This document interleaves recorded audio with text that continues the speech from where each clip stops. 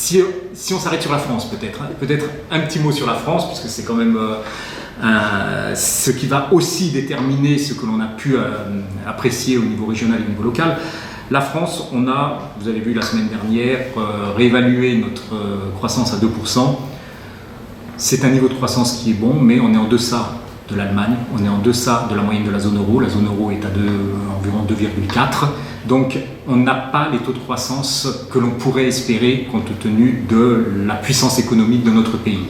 Pour autant, il ne faut pas s'arrêter sur ce seul niveau de croissance, mais sur les composantes de cette croissance. Et aujourd'hui, je crois que ce qui est intéressant de constater au niveau de la France, c'est que la consommation, qui était le principal moteur de notre modèle économique, notre modèle économique était fondé sur la consommation, cette consommation n'est plus le seul moteur. Aujourd'hui, on peut dire que la France est une fusée à trois niveaux, avec trois moteurs qui poussent vers le haut.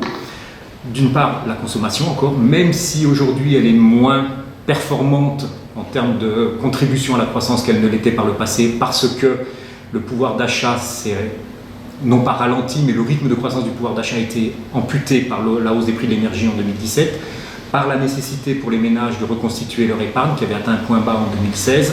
Donc tout ça, ça veut dire qu'il y a une partie des revenus qui ont été affectés ou bien à la hausse des prix de l'énergie ou bien à la reconstitution de leur épargne. Donc la consommation, même si elle reste un élément de notre modèle économique, n'est plus le principal moteur. Par contre, l'investissement et le commerce extérieur ont pris la relève, ou en tout cas participent beaucoup plus activement. Un investissement parce que les carnets de commandes sont bons, les chefs d'entreprise ont de la visibilité, ils ont retardé quand même un certain nombre de choix d'investissement. Aujourd'hui, l'investissement est porteur. Le dernier, c'est bien entendu le commerce extérieur. Et le commerce extérieur, même si nous ne sommes pas un pays qui sommes autant ouverts vers l'extérieur que ne peut l'être par exemple l'Allemagne, on gagne des parts de marché. Donc le commerce extérieur, les exportations en l'occurrence, même si nous avons toujours une balance commerciale qui est déficitaire, les exportations progressent. Alors tout ça, c'est très positif. On a une activité qui reprend en France. On a également un certain nombre de mesures politiques qui avaient été prises. Je pense notamment au CICE, je pense au pacte de responsabilité et de solidarité. Et bien tout ça, ça se traduit par quoi? Ça se traduit par des créations d'emplois. 2017, en France, c'est environ 280 000 créations d'emplois. Ça veut dire qu'en corollaire, c'est 180 000 chômeurs de moins. Et c'est enfin un taux de chômage qui repasse en deçà des 10%.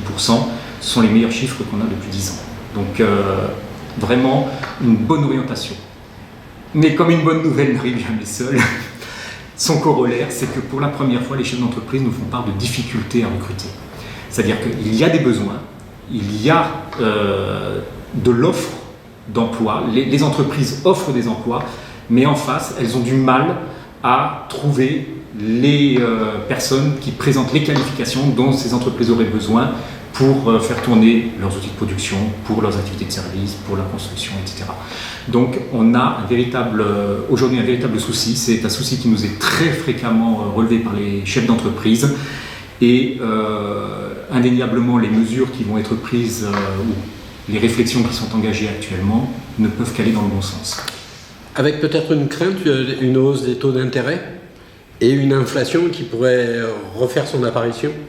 Alors, pour la hausse des taux d'intérêt, comme vous le savez, la Banque centrale ne parle jamais de l'évolution des taux d'intérêt. Alors, on va être un peu la palisse. Quand les taux d'intérêt sont bas, ils peuvent en principe que remonter.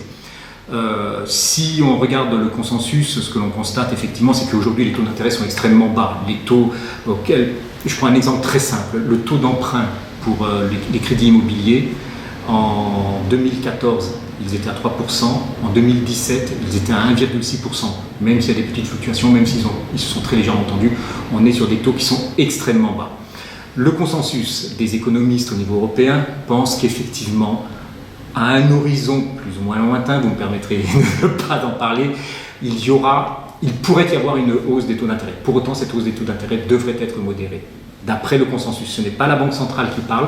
Par contre, ce que l'on peut dire, c'est qu'aujourd'hui, nous, Banque centrale, on injecte de la liquidité dans l'économie, on donne de l'argent, on donne de l'essence dans l'économie européenne, économie française. Cette essence va continuer à alimenter notre économie, au moins jusqu'en 2018, jusqu'à l'automne 2018. Que fera-t-on après? Pour l'instant, on ne le sait pas. Vous me parliez de l'inflation. Oui. Alors l'inflation, comme vous le savez, nous avons notre objectif en tant que banque centrale, c'est d'une inflation qui tend vers, mais sans atteindre 2%. On a aujourd'hui au niveau européen une inflation qui s'est redressée en 2017 du fait de la hausse des prix de l'énergie. Idem pour la France. Pour autant, on n'atteindra pas à très court terme ces 2 fameux pourcents.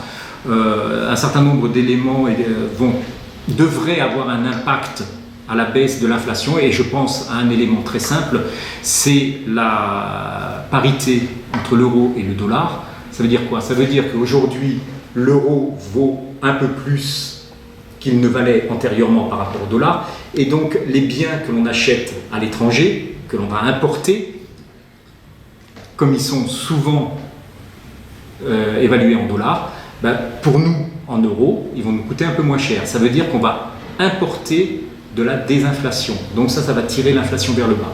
Inversement, cette inflation vers le bas va être compensée, je pense notamment à la France, par un élément très simple. C'était en 2018 qui s'est produit il n'y a pas très longtemps, c'est la hausse des prix du tabac.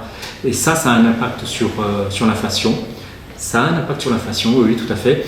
Et dans le même temps, le marché de l'emploi qui va se tendre un tout petit peu devrait contribuer à une légère augmentation des coûts à la production à un horizon 2018, 2019, 2020 et faire remonter légèrement l'inflation.